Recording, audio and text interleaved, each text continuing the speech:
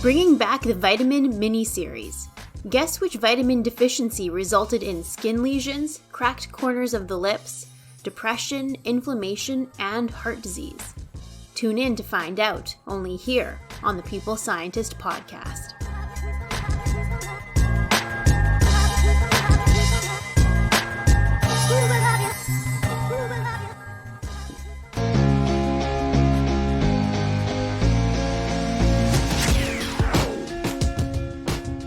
Listening to The People Scientist, the podcast dedicated to helping us optimize our health with the latest scientific findings on neuroscience, physiology, and nutrition. I, your host, Dr. Stephanie Caligiuri, a nutritionist, physiologist, and neuroscientist, will be here with you every single week, bringing us information to ignite our thinking, to help us be one step closer to the healthiest we can be.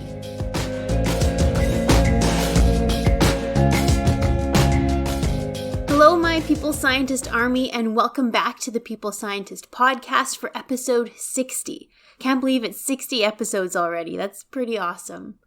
On this podcast, it is my goal every week to arm us with some scientific evidence to make us all a little bit smarter and healthier every week. This week, I'm continuing with the very popular Vitamin Miniseries. So far, I have covered vitamin C, thiamine, riboflavin, niacin, pantothenic acid, and folate. Today, I am covering vitamin B6, which is sometimes called pyridoxine. This vitamin, like many of the previous vitamins I spoke of, have an interesting history of clinical trial research back in the 1940 to 1950s, in order to understand what the deficiency may have looked like. Today, we know that vitamin B6 deficiency is actually quite common, and vitamin B6 plays a very important role in our health. So, are we getting enough vitamin B6? Let's find out.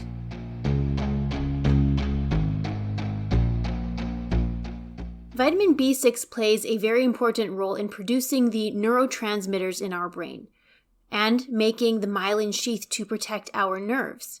Vitamin B6 is also important for skin health and heart health. Deficiency of B6 is commonly seen in the elderly, in those with inflammatory conditions such as rheumatoid arthritis, psoriasis, and lupus. And deficiencies of vitamin B6 may be linked to depression, heart disease, stroke, inflammation, and skin conditions. As adults, we need 1.3 to 1.7 milligrams of vitamin B6 per day at a minimum. We can get this much vitamin B6 with 1 cup of chickpeas and 3 ounces of chicken breast, for example.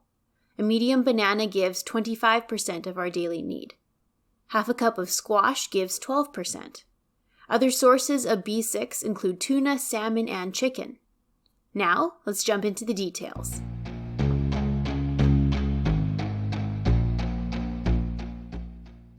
I always love starting out with the interesting history of how each vitamin was discovered. In 1934, Gerby identified an essential vitamin necessary for rats in order for them to be healthy, which was very distinct from the previously determined vitamins B1 and vitamin B2. And at the time, he had called this vitamin the anti-acrodynia factor, as acrodynia means patches of skin that turn red and dry. This is what he had observed in the rats that were fed a diet deficient in this vitamin. For a while, this vitamin was also called adermin to reflect the dermatitis or inflamed skin caused by the deficiency. But 5 years later, in 1939, Harris and Folker synthesized this vitamin and named it pyridoxine. It was called pyridoxine because it is a substitute pyridine. But there are many forms of vitamin B6, specific forms in plant foods and animal foods. The animal form of B6, pyridoxal or pyridoxal phosphate, has about a 70% absorption rate, whereas the plant form, pyridoxine, has about a 40% absorption rate. However, Shane in 1978 showed that high doses of the plant form of vitamin B6 pyridoxine seems to be retained by the body better. So both the plant and animal forms of vitamin B6 seem to have their benefits or pros. But once absorbed by the intestines, vitamin B6 is converted in the liver to its active form, pyridoxine 5-phosphate. This is then catabolized into 4-pyridoxic acid, which is excreted in the urine, and this is often used as a marker for pyridoxine sufficiency, because if it's appearing in the urine, then that means that the body has enough, it can't hold on to it anymore, so it's going to excrete it into the urine. The bacteria in our colon, interestingly, can also make small amounts of vitamin B6. Now, the recommended daily amount of vitamin B6 is 1.3 milligrams daily for young men and women, then 1.7 milligrams daily for men older than 50 years, and 1.5 milligrams daily for women older than 50 years.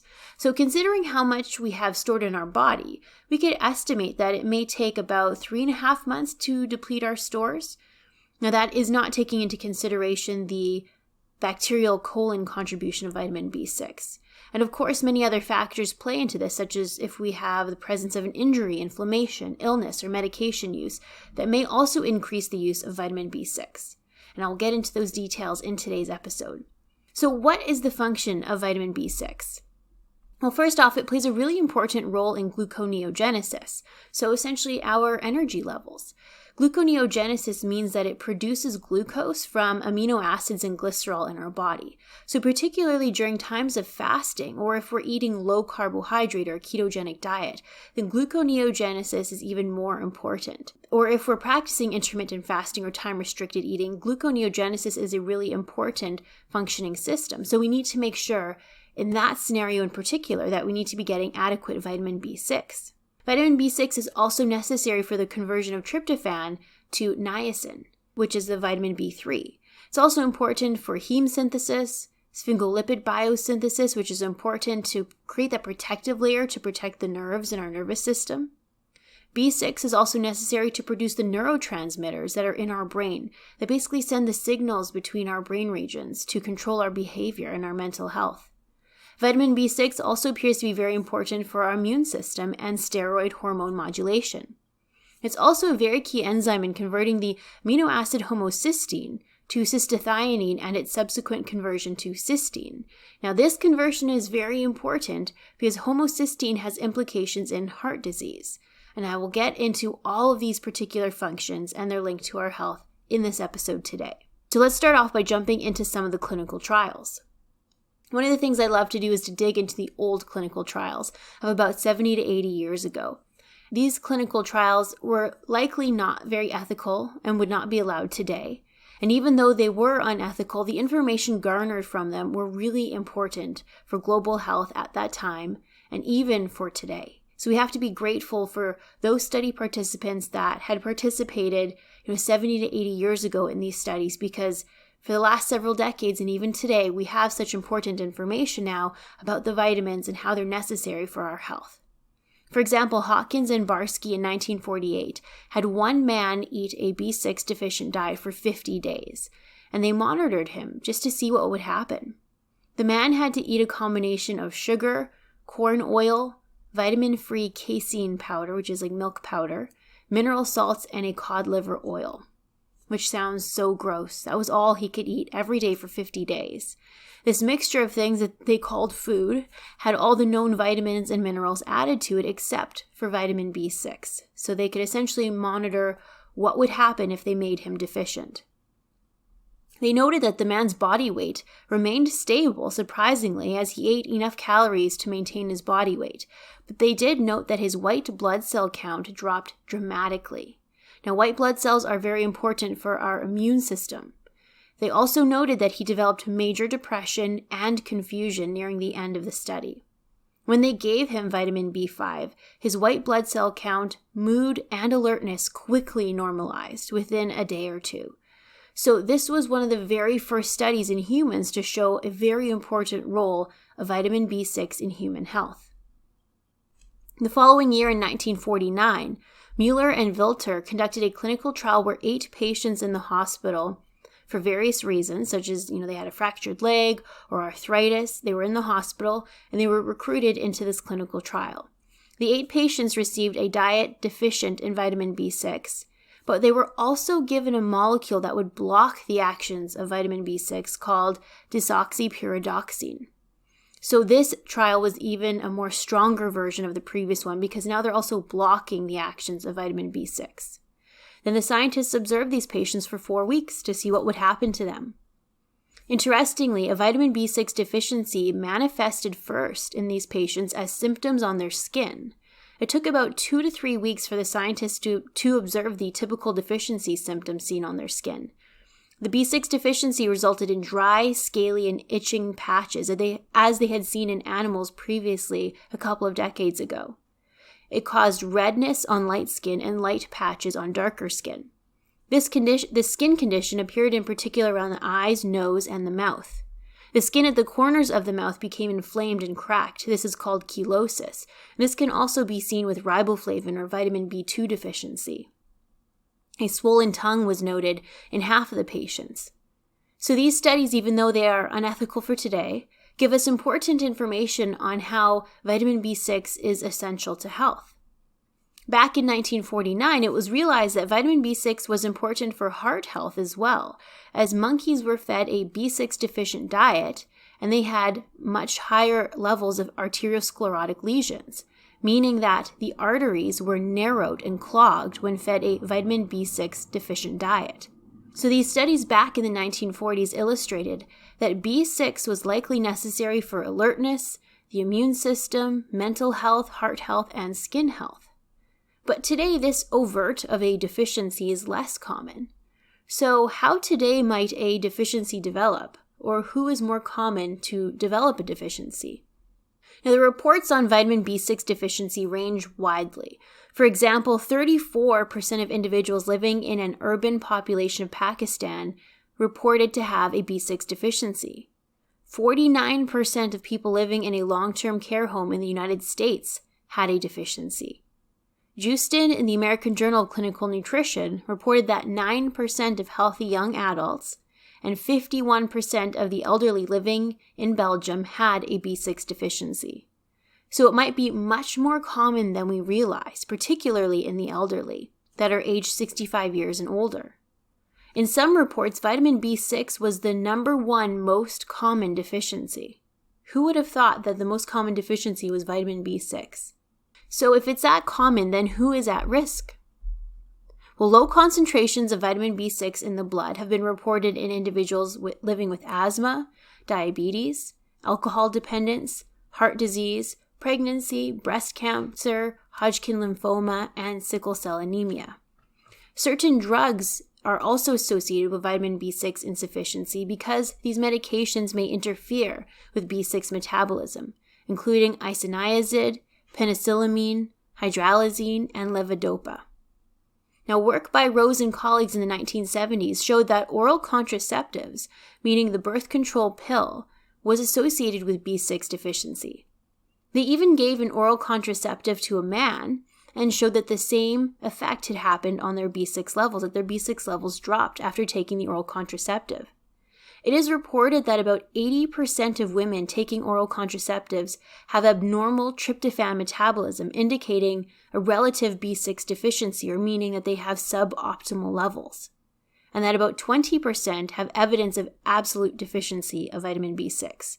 So it is very common to have B6 inadequate levels if taking an oral contraceptive, which is really surprising. I didn't realize that. Winston in the American Journal of Psychiatry in 2006 reported the importance of adequate vitamin B6 for individuals taking oral contraceptives. Now, taking the birth control pill may be associated with depressive mood changes in those who are predisposed to depression. The author speculates that this change in mood could be due to the reduced production of certain neurotransmitters in the brain due to a vitamin B6 deficiency caused by the estrogen in the oral contraceptives. Now remember, in the beginning I said one of the very important functions of B6 is to produce neurotransmitters. So if oral contraceptives are interfering with the function of vitamin B6, it could be causing an interference with neurotransmitter production. In this study and other studies back in the 1970s, they reported that the production of a particular neurotransmitter, serotonin, that regulates our mood is also dependent on vitamin B6 and may be impacted in those taking oral contraceptives. It is suggested that the oral contraceptive-induced depression might be prevented or alleviated by taking extra vitamin B6. Adams in 1973 reported that vitamin B6 supplementation may improve mood for women with oral contraceptive-induced depression. The scientists in this study recruited 22 women and gave them 20 milligrams of vitamin B6 twice a day or a placebo for 2 months. 15 women improved with B6 supplementation, but 7 of the women either remained unchanged or their mood worsened. So there seems to be a link with vitamin B6 and mental health, as B6 deficiency is linked to oral contraceptive-induced depression. And back in the studies in the 1940s where they induced vitamin B6 deficiency, depression was also one of the symptoms. So it begs the question, is vitamin B6 associated with depression in general? Well, Ryan and colleagues this year showed that individuals living with depression had lower levels of vitamin B3 niacin and vitamin B6 in their blood versus those without depression. 32% of the people living with depression had indices of significant B6 deficiency. So why is B6 linked to depression? Well, as I mentioned earlier, B6 is necessary to generate very important neurotransmitters for our brain and nervous system, such as dopamine, serotonin, and GABA from glutamate. Now, studies in rats illustrate that a B6 deficient diet can result in lower levels of these neurotransmitters in the brain, particularly impacting GABA levels. Now, GABA is that inhibitory, quieting down neurotransmitter of the brain. And this is very important because Listmore in 2018 illustrated that mood disorders such as anxiety and depression are characterized by having too much excitatory activity and not enough inhibitory or quieting down GABA in the cortex of the brain. So this is a potential mechanism of linking vitamin B6 to depression. It is a potential cause of too low of levels of GABA in the brain, as B6 is necessary to generate GABA. So making sure that we have adequate vitamin B6 is a very important thing to consider in regard to our mental health. B6 is also necessary for the production and maintenance of the myelin sheath in our nervous system. Now, myelin is the protective covering of our nerves. If there is no myelin sheath to cover the nerves, then the electrical signals from our body to brain and vice versa get impaired. As a result, B6 is thought to potentially have benefit for conditions in nerve and pain conditions such as carpal tunnel, epilepsy, and multiple sclerosis. However, the data is limited in those conditions.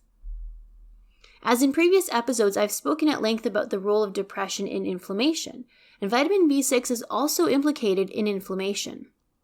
Friso in 2001 reported in 891 participants that those with lower vitamin B6 tended to have more inflammation, as indicated by higher C-reactive protein levels in the blood.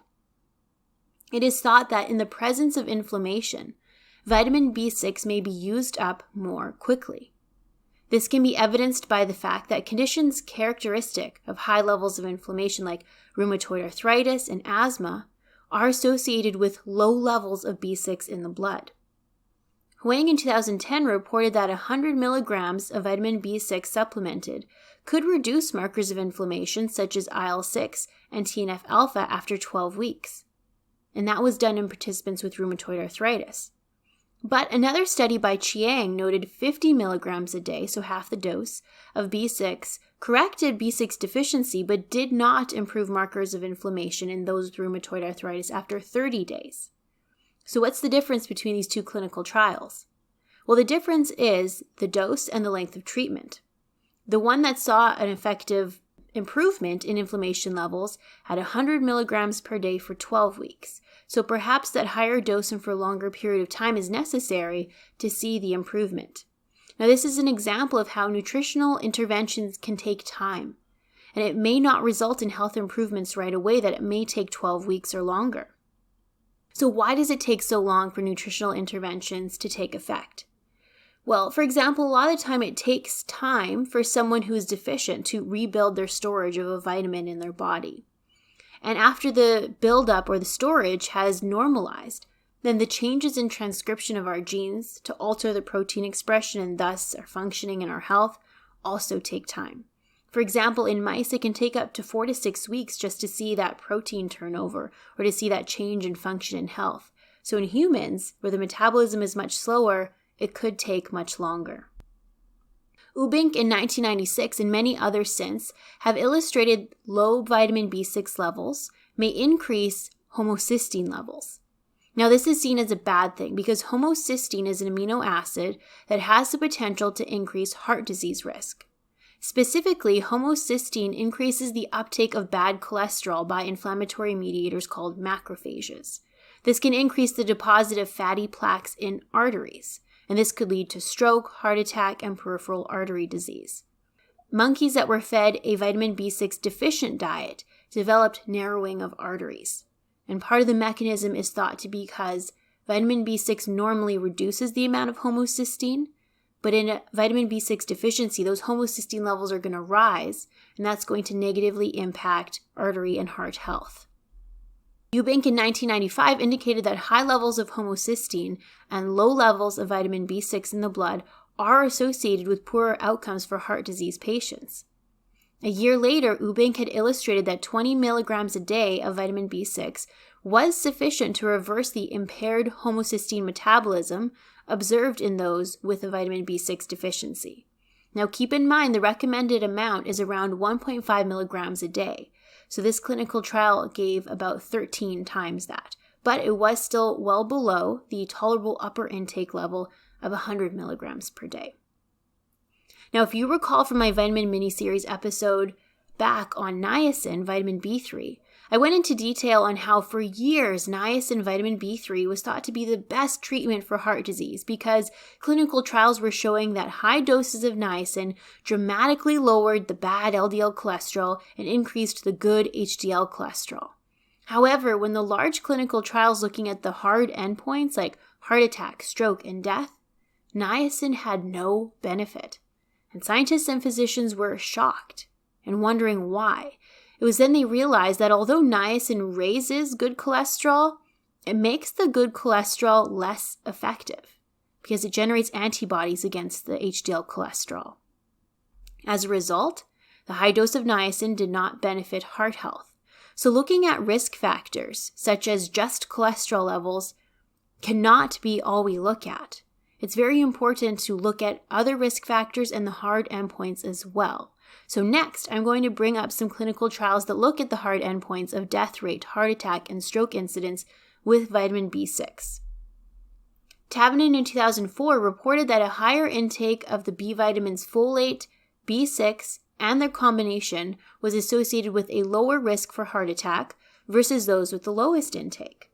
But this conclusion was based on an observational study. So it has promising indications, but we also need to look at an intervention study where patients are given a supplement and followed over a period of time. Schneider and colleagues conducted the Swiss heart study in 553 people with heart disease that required angioplasty. Now, angioplasty means the patients had clogged arteries in their heart that required the implantation of a stent to allow blood flow back again to the heart. After this procedure, half of the people received a placebo, and the other half received a combination of 1 milligram of folic acid, 400 micrograms of vitamin B12, and 10 milligrams of vitamin B6 for 6 months every day. Now, the B vitamin supplemented group had a lower odds of requiring another procedure to restent the artery. Specifically, 10% required surgery again in the B vitamin group, whereas 16% required surgery again in the placebo group. 1.5% of patients in the B vitamin group died versus 2.8% in the placebo group. So supplementing with those 3 B vitamins may have benefit for heart health after an angioplasty. So this was a quite promising clinical trial to show that B vitamin supplementation may have heart health benefits.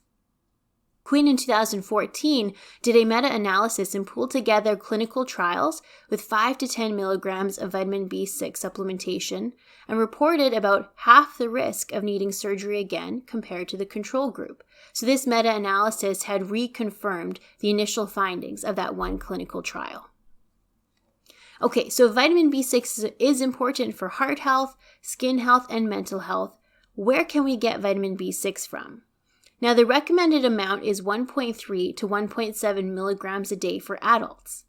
Vitamin B6 is found in bananas, chickpeas, nuts, and many common vegetables like potatoes, green beans, cauliflower, and carrots. B6 is also commonly found in animal meats like chicken, turkey, tuna, salmon, beef liver, and ground beef. Now, we can get the recommended about 1.5 milligrams of B6 from, for example, 1 cup of chickpeas and 3 ounces of chicken breast. Or we can get our daily requirement with 1 cup of tomato spaghetti sauce, 1 cup of cottage cheese, 1 cup of potatoes, and 3 ounces of salmon. So as you can see, it may not be that easy to get enough vitamin B6 throughout the day, as I had to combine 4 different foods for that last one. It can take a combination of different healthy foods. That's why we say generally to try to eat a variety of healthy foods. But one thing that I have mentioned a few times in past episodes is nutritional yeast.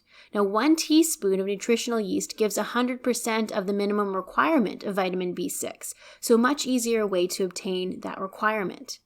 Now, nutritional yeast was used to study vitamins back in the early 1900s, and today it is deactivated yeast that can be added as a condiment to foods to increase the intake of some B vitamins. The reason why I like nutritional yeast as well is because it is a food, so it is more tightly regulated in terms of safety and what is actually present in it versus the rules that govern supplements.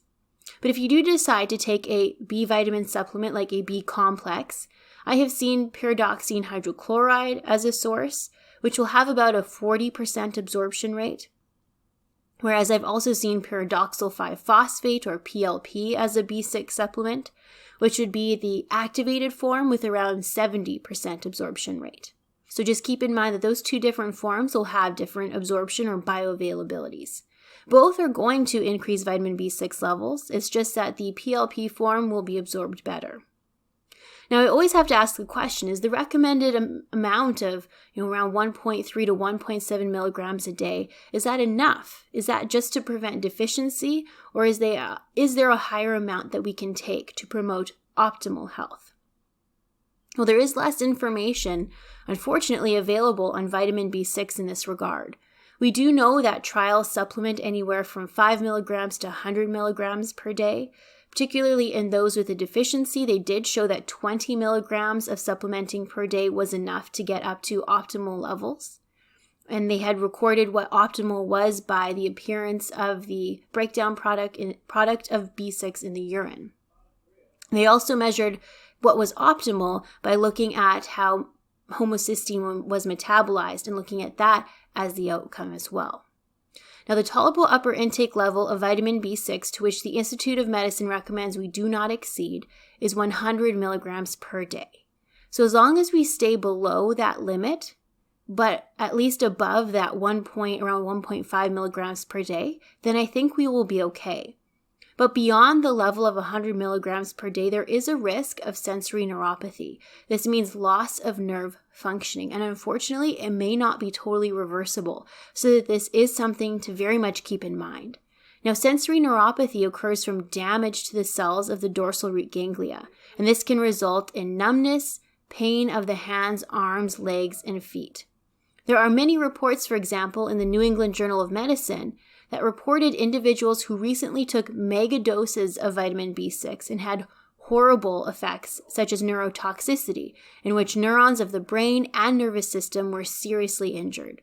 For example, in 7 case reports of young women taking 2 to 5 grams of B6 per day, they had initially noticed symptoms of numbness and tingling, such as when they were flexing their neck. It produced a tingling sensation down their neck and into the legs and soles of their feet, which is called their Meets sign. The individuals also became unsteady when walking and sometimes required a cane or assistance to walk. They also noticed difficulty in handling small objects and doing fine motor activities like typing on a keyboard. They may have also noticed some changes in the feeling of their lips and tongue. They were told to discontinue taking the B6 supplements, and several months later they did notice improvement, but not a complete recovery. Now, the doctors had done biopsies on their nerves in a few of the patients, and the biopsies had illustrated that there was widespread degeneration of nerve axons. And they have replicated this in animal models, such as in rats, that high doses of vitamin B6 essentially damages the neurons, degenerates them, kills them off, and this results in the sensory neuropathy. So essentially, this high of a vitamin B6 can be very detrimental. So we do not want to overdo this vitamin. A lot of the vitamin is not always better. And please, I don't want to see individuals having sensory neuropathy because it sounds horrible and not 100% reversible. So make sure to try your best to stay under that 100 milligram of vitamin B6 per day to reduce the chances of getting the sensory neuropathy. These individuals who had the sensory neuropathy were taking 2 grams and above. So at 100 milligrams, I think we are definitely safe and away from that high amount and those side effects. So that is a wrap, my People Scientist Army. This was the continuation of our Vitamin Miniseries. Today I talked all about vitamin B6. Deficiency in this vitamin may result in feelings of depression, heart disease, and skin conditions. B6 deficiency might be quite common. Individuals at risk for B6 deficiency include the elderly, individuals taking oral contraceptives, those with alcohol dependence, or individuals with inflammatory conditions. B6 deficiency can manifest as dry, scaly skin patches, cracked corners of the mouth, feelings of depression, confusion, and low white blood cell count. B6 is very important in producing neurotransmitters so our brain and nervous system can work properly. That is why vitamin B6 is so important for our mental well-being. Vitamin B6 is also essential for gluconeogenesis, so it's really important for our energy levels. It's also essential in producing the sphingolipids to generate that myelin protective sheath to cover our nerves. And B6 is also important in regulating the levels of homocysteine and therefore important in lowering inflammation and heart disease risk. Now let's remember to be grateful for the people 70 years ago who contributed to science by being study participants and were made to be vitamin B6 deficient so that today we know that we need B6 for our health and well-being. So you can check to see if you eat some of the top B6 food sources I listed to determine if you think you're getting enough B6. And if not, try adding in some rich sources like chickpeas or hummus, bananas, salmon, chicken, potatoes, nuts, cottage cheese, and tomato sauce, as these are all very good sources of B6. Otherwise, as I've said many times, nutritional yeast might be a good option as well. I hope you all have a safe and healthy week. And I will meet you back here, the same time and same place next week on the People Scientist Podcast. Bye for now. I am a scientist simply sharing scientific evidence. Some of the clinical interventions I discuss are not appropriate for everyone. Before making any changes to your diet or lifestyle, please do consult the advice of your physician or dietitian. My opinions expressed here do not necessarily reflect those of Mount Sinai Hospital and its affiliates.